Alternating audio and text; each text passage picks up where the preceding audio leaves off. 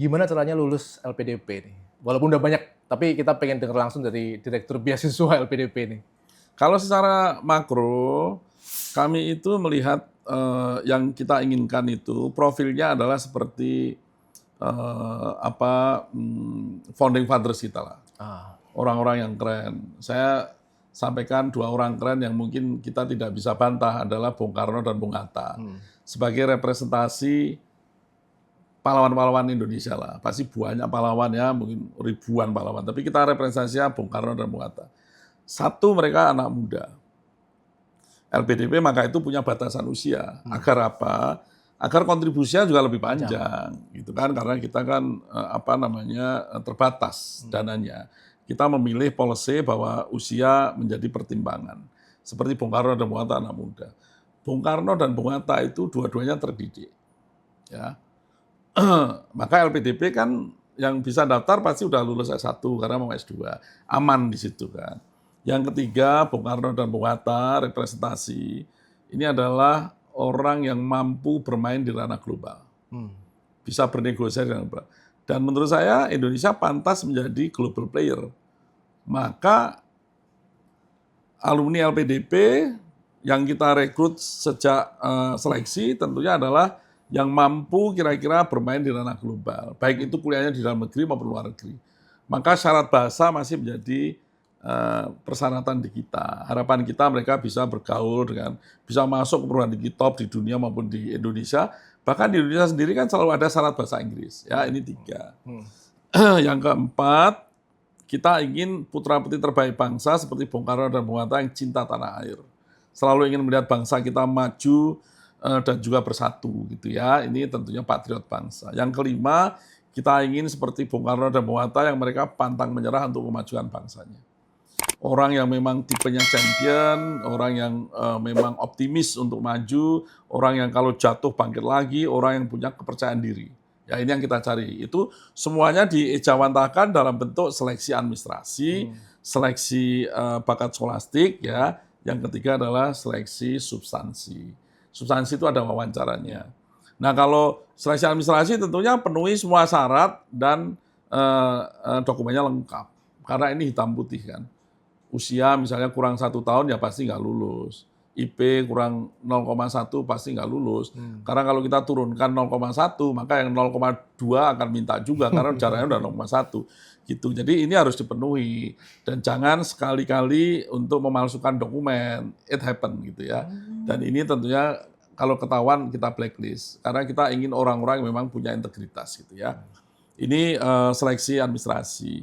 Kalau untuk menghindari seleksi bakat skolastik, tes bakat skolastik, maka Anda mencarilah LOE.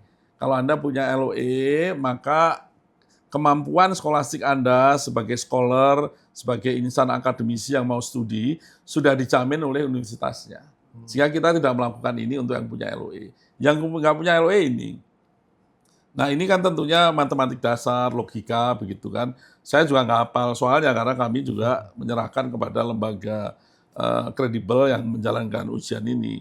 Dan ini ujiannya keren, begitu Anda lulus, begitu Anda selesai, skornya langsung keluar. Nggak akan bisa kita memainkan skor. Skornya langsung keluar, udah tercatat semua. Baru nanti passing grade-nya ditentukan. Ini seringkali pertanyaan dari publik, kenapa sih passing grade nggak bisa ditentukan dari awal? Tentunya passing grade kan tergantung dari jumlah pendaftarnya. Passing grade kan tergantung dari kalau soal TBS, tes bakat skolastik, kesulitan soalnya. Tergantung daripada kompetisi dari pendaftarnya. Kemudian pada akhirnya yang kita lulus nggak lulus, passing grade-nya akan tergantung pada dana yang ada. Karena kita tidak mungkin mengirim 1-2 orang yang berlebih karena dananya kurang. Jadi kita selalu akan memaksimalkan dananya. Sehingga yang kita kirim selalu aman dari si pendataan sampai dia lulus, mohon maaf. Bukan sampai dia lulus, sampai dia waktunya harusnya lulus. Karena kalau dia lewat, maka dia akan kita putus beasiswanya, dia akan hidup sendiri.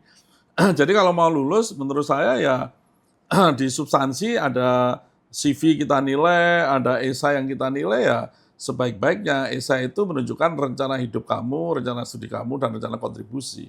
Wawancara kira-kira akan bicara tadi, kemampuan akademik dia, rencana dia, sama kira-kira masalah champion tadi. Apakah Anda memang orang-orang yang memang keren? jatuh bangkit lagi, orang yang pede, tahu mau kemana, membawa bangsa ini kemana. Itu sih kira-kira. Jadi kalau Anda belum lulus, bukan artinya Anda kurang bagus.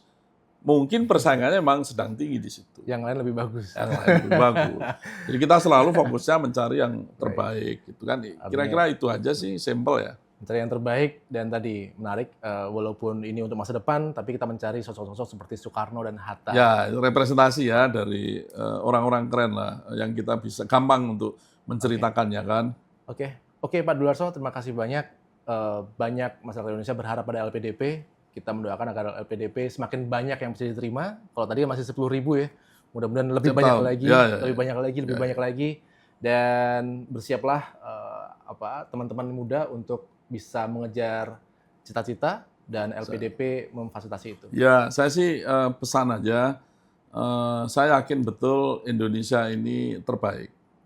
Maka Ibu Pertiwi ini deserve the best, pantas mendapatkan yang terbaik dari putra-putri terbaik bangsa.